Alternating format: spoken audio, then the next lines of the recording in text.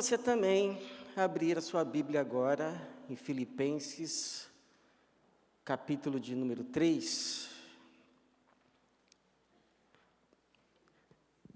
Corrigindo, capítulo 2, nós vamos ler do verso 19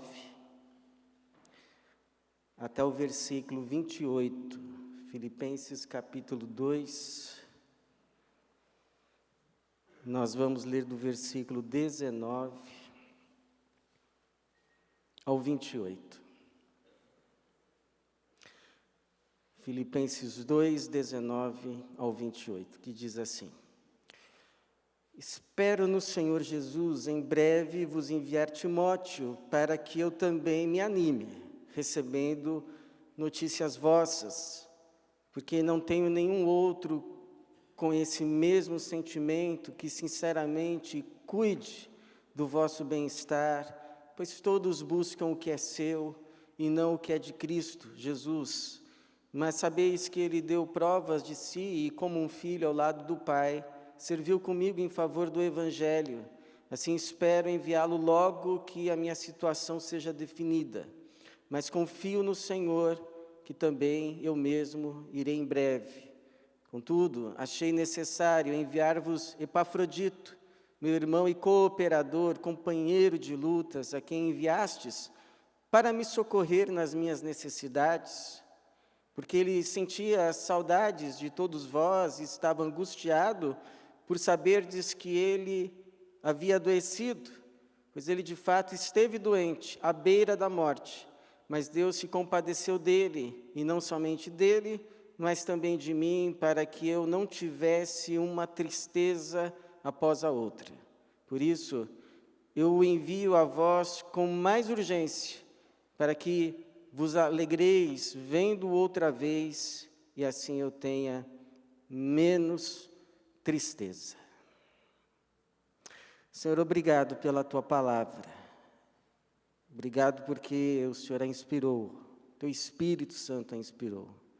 Pedimos que este mesmo Espírito que inspirou o apóstolo Paulo a escrever estas palavras, venha agora iluminar a nossa mente para que estas palavras ganhem sentido, significado, lugar em cada coração, nas nossas mentes, e assim nos transforme para a Tua glória. É a nossa oração, em nome de Jesus. Amém. Você tem passado por tristezas, experimentado tristezas. Todos nós experimentamos tristezas. Você pode ter certeza que não é o único. Mas há fases na vida que a gente passa por mais tristezas. Você sabe que a tristeza é um abatimento da alma, uma depressão do espírito, um pesar que toma conta do coração e parece descolorir a nossa percepção da vida. Parece que as cores da vida ficam desbotadas, se não cinzentas, se não mesmo em preto e branco. Agora, o que a Bíblia diz é que há pelo menos 2 tipos de tristezas. Há a tristeza, segundo 2 Coríntios 7:10, que é a tristeza segundo o mundo, que traz a morte, porque é a tristeza que vem pela desilusão do pecado. O pecado promete algo, mas entrega muito aquém, ou o inverso do que prometera, e o resultado é muito remorso, é muita tristeza, é muita vergonha, e leva à morte porque o salário do pecado é a morte.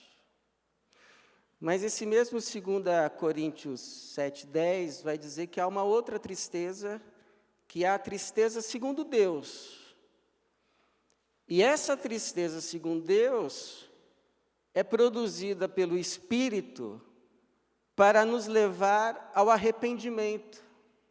Verdadeiro arrependimento que, portanto, nos tira dos braços da morte e nos entrega de volta aos braços da vida.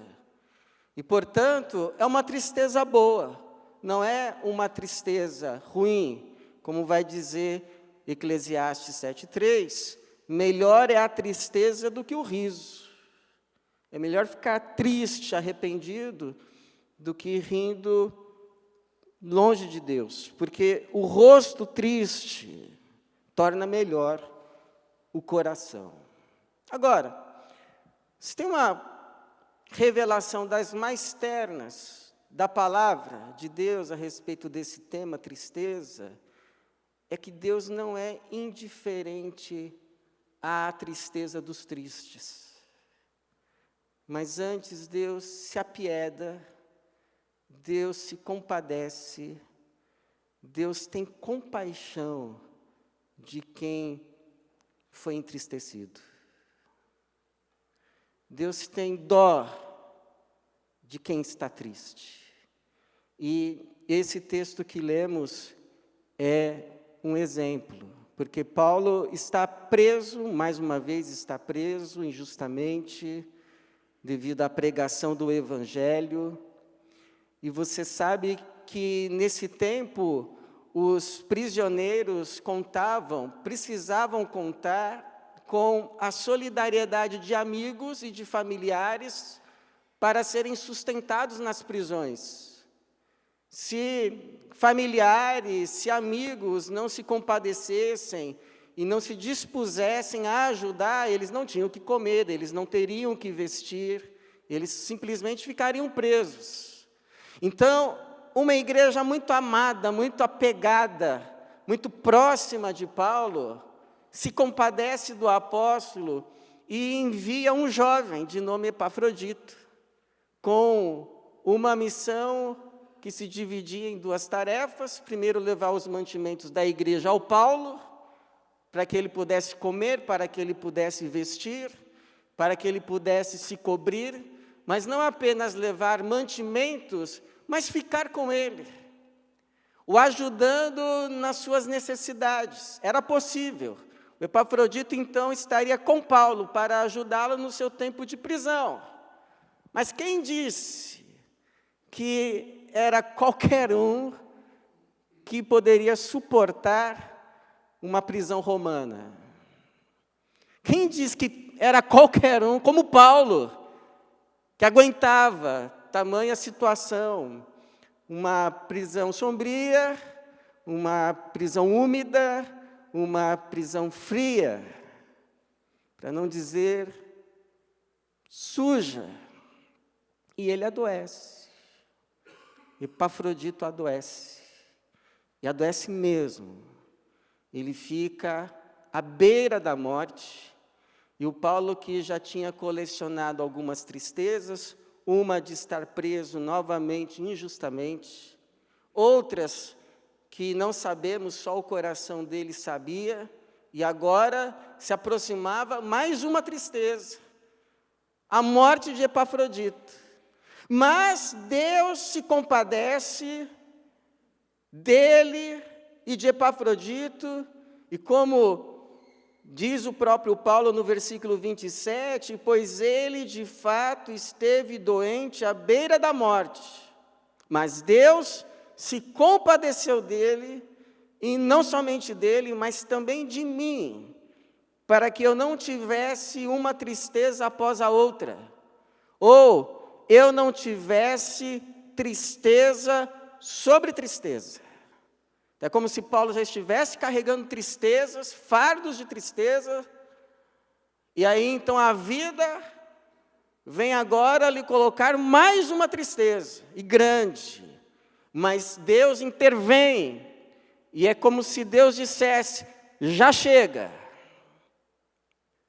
já é suficiente de tristeza, ele não vai suportar mais uma tristeza, e Deus então não permite mais uma tristeza sobre o seu apóstolo, para que ele não tivesse tristeza sobre tristeza. Então, a compaixão de Deus, irmãos, não se mostra no fato de nos eximir de toda e qualquer tristeza, mas a compaixão de Deus se mostra para conosco em não permitir que fiquemos tão tristes quanto poderíamos estar.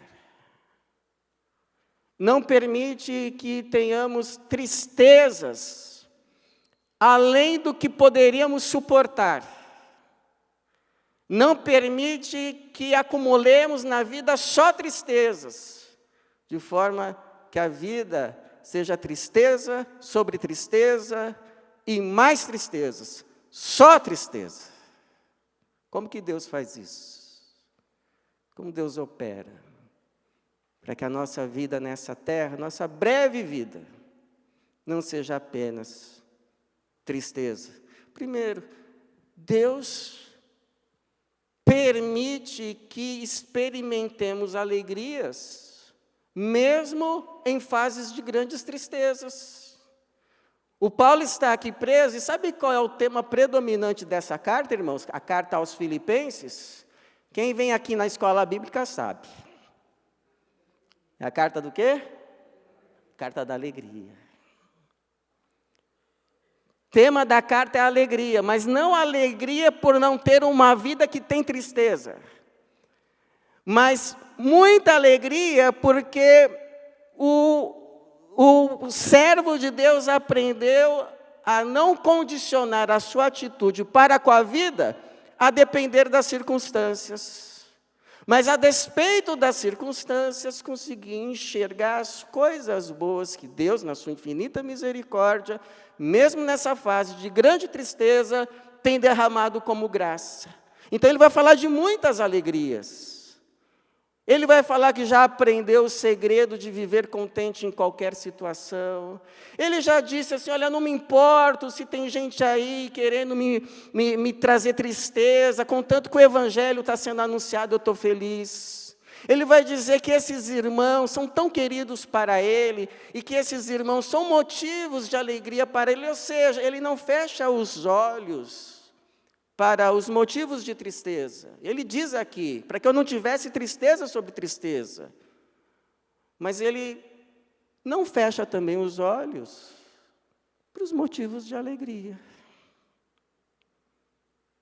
que Deus derrama sobre a sua vida. E talvez, se você olhar honestamente para a sua vida em retrospecto, você vai enxergar esse princípio, você vai ver assim, olha, naquela fase da minha vida, eu tive aquela grande tristeza. Mas, por outro lado, Deus não permitiu que aquela fase da minha vida fosse só tristeza. Naquela mesma fase, Ele permitiu aquela outra alegria que me consolou, que me animou, não permitiu que aquela fase fosse só sombras. Teve também luz, teve também colorido. Hoje, a irmã Zildia me mandou uma foto. A foto dela com o netinho Matias, que saiu do hospital. E você sabe que a nossa irmã perdeu, mais ou menos recentemente, a filha. E ela estava tão feliz com o netinho, me mandou a foto, dando graças a Deus, sorrindo. Me fez lembrar a história de Noemi. Lembra como começa o livro de Ruth? O livro de Ruth começa com Noemi sofrendo 3 grandes tristezas: a morte do marido, a morte dos 2 filhos. Ela, inclusive, quer se chamar depois de Mara, porque diz que a sua vida se tornou só amargor. Mas Deus, no meio daquele cotidiano aparentemente normal, estava trabalhando em favor dela. Não tinha se esquecido dela. E ela então termina o livro com um netinho no colo, que seria patriarca do rei Davi e, por consequência, do Senhor Jesus. Porque a vida, irmãos, tem tristezas? Tem tristezas.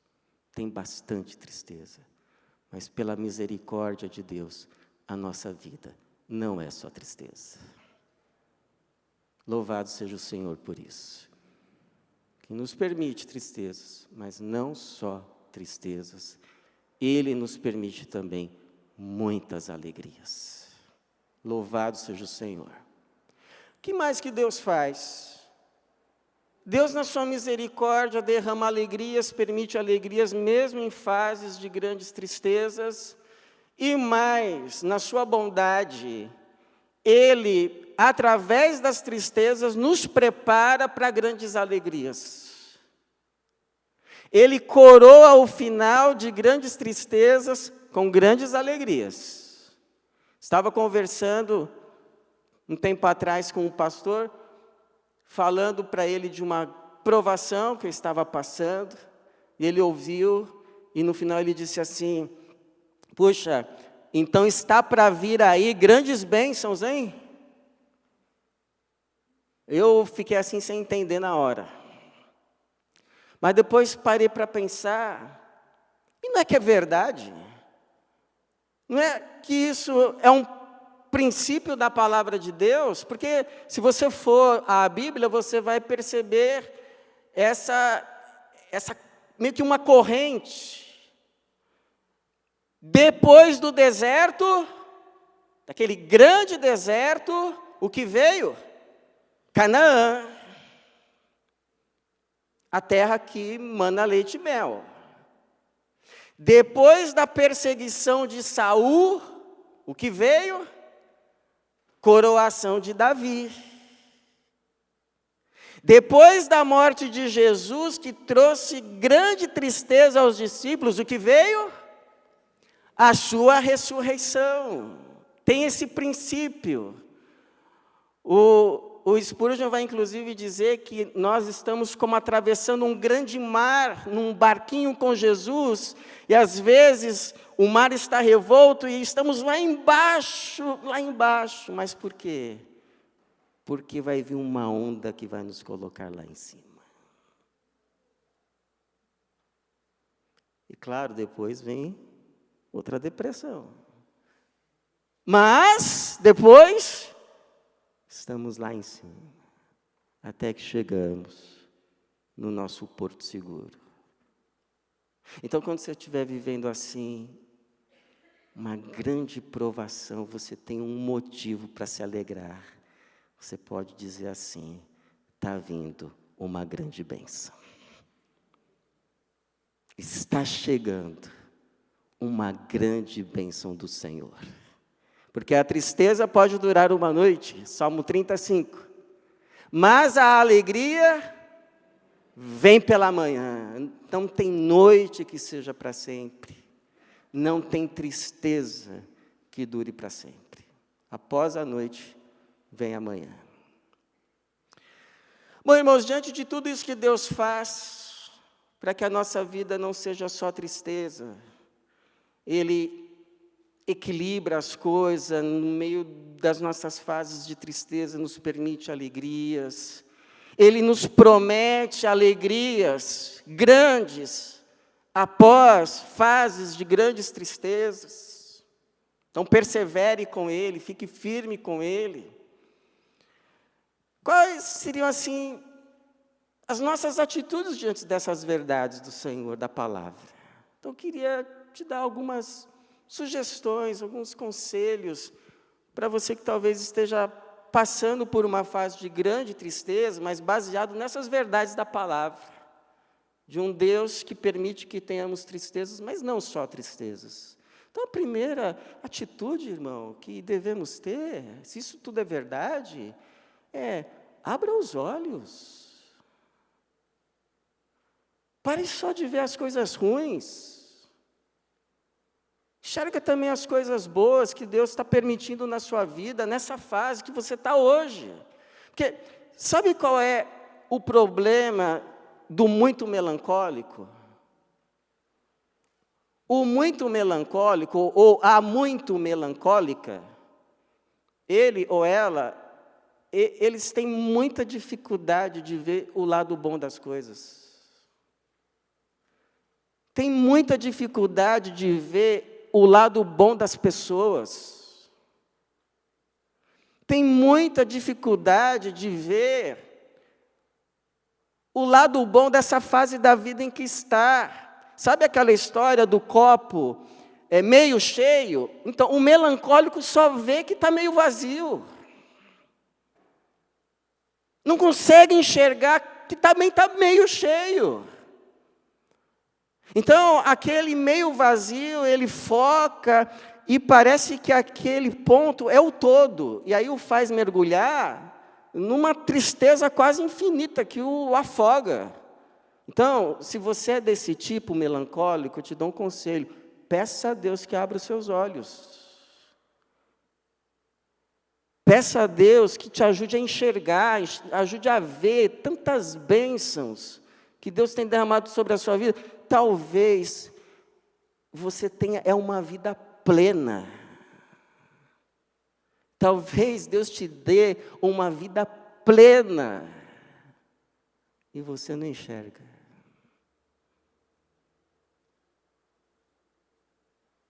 Então não espere perder coisas que hoje para você são alegrias que você nem sequer dá conta. Pede para Deus abrir os seus olhos. Senhor, me ajuda a enxergar as coisas boas que o Senhor está fazendo na minha vida e me ajude a me alegrar nelas. Porque certamente o Senhor não permite que a minha vida seja só tristeza. Uma segunda atitude: saiba que há tristezas que Deus permite na sua vida por misericórdia. Porque Ele sabe que se a nossa vida fosse só alegria, devido à nossa condição caída, a gente se perderia. Essa é a verdade. Se a vida fosse só alegria, só vitória, vitória, vitória, vitória, o nosso orgulho se tornaria infladíssimo. Nós acharíamos que vivemos essa plenitude de alegria, de vitória, porque somos melhores. Nos tornaríamos autossuficientes e nos perderíamos e nos afundaríamos em tristezas maiores. Vou citar de novo esse Spurgeon, porque esse Spurgeon foi um pregador do século XVIII, um pregador batista inglês. Olha só, ele vai dizer que Deus não pode permitir que tenhamos essa plenitude de coisa, que o homem não está preparado para ter felicidade sem mistura, sem que tenha uma humilhação secreta que lhe coloque no lugar, que lhe coloque com os pés no chão. E aí ele cita Paulo. Paulo vai ter uma experiência maravilhosa com Deus, que ele diz que homem nenhum teve, e que não era próprio que se falasse dela, porque não haveria termos humanos para descrevê-la. Ele tem uma visão do terceiro céu, ele tem uma visão do céu, do paraíso, ele vê coisas ali inefáveis, e aí ele, volta para a terra. E quando ele volta para a terra, sente uma dor, um espinho que Deus coloca ali. Por que esse espinho, Senhor? Para você não ficar com a bola cheia demais. Para você manter os seus 2 pezinhos no chão e não se perder. Te conheço, Paulo. Você com tudo isso, sem um espinho, a minha graça te basta e o meu poder se aperfeiçoa na fraqueza. Eu lembraria de Davi.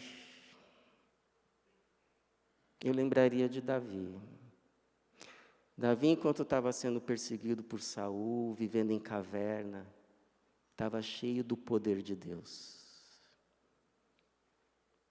Estava cheio do Espírito Santo, vencia Golias, vencia gigantes, vencia batalhas. Deus era com ele em tudo.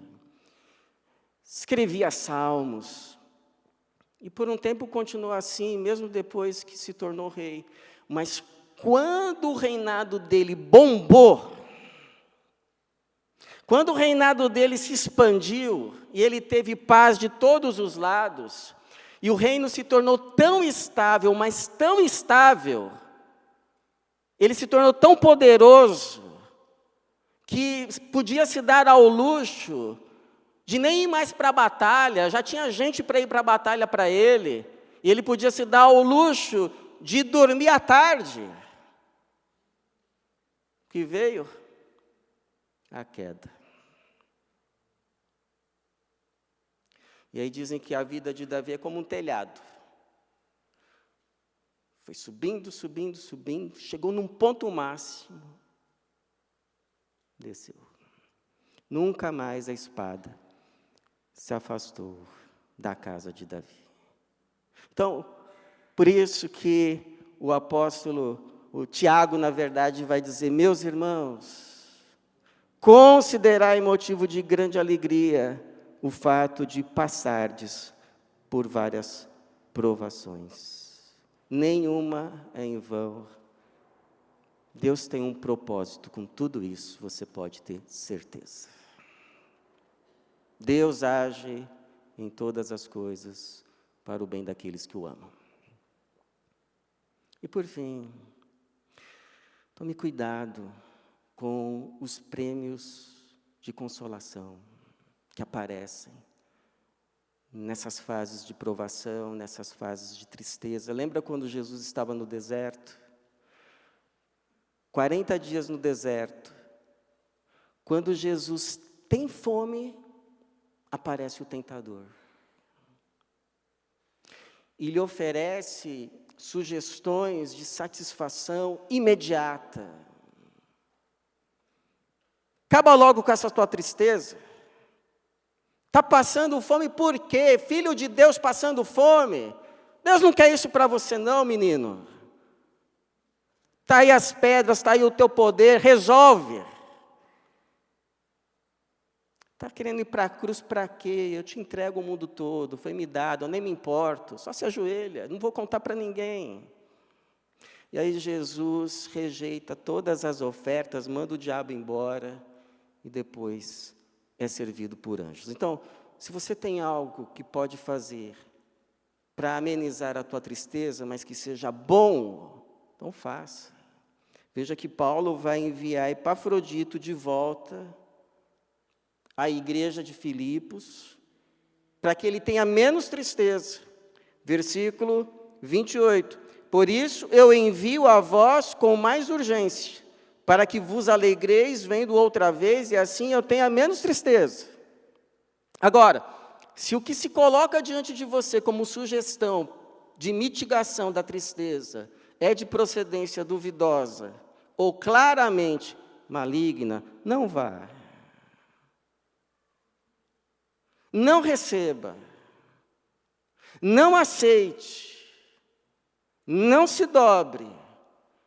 Porque o que virá depois são tristezas ainda maiores. Antes, espere em Deus. Confia no Senhor. Ele vai ouvir o teu clamor. Ele vai se lembrar de você. E no tempo certo, Ele vai te abençoar. Ele que diz, Isaías 49, 23, os que esperam. Os que esperam. Toma cuidado com esse negócio de achar que você pode resolver tudo. Os que esperam por mim. Os que esperam por mim não se frustrarão. Vai valer a pena, irmão. Vai valer a pena, irmã, você esperar no Senhor. Então espera no Senhor. em nome de Jesus. Jesus mesmo, quando esteve aqui, passou tristezas, sabia? O Filho de Deus. Ele chegou a dizer uma vez: a minha alma está profundamente triste, até a morte. Então, se Jesus experimentou tristeza, nós que o seguimos não poderíamos. Então, você está triste?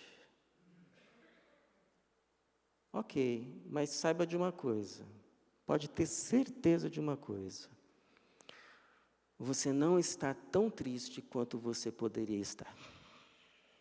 Sabe por quê? Porque Deus também tem se compadecido da tua vida. E não tem permitido, talvez você não reconheça, mas não tem permitido que ela seja só tristeza. Quando a vida vem te colocar mais uma, tem algumas que você talvez só vai saber lá no céu, que Deus chega e diz: já é suficiente.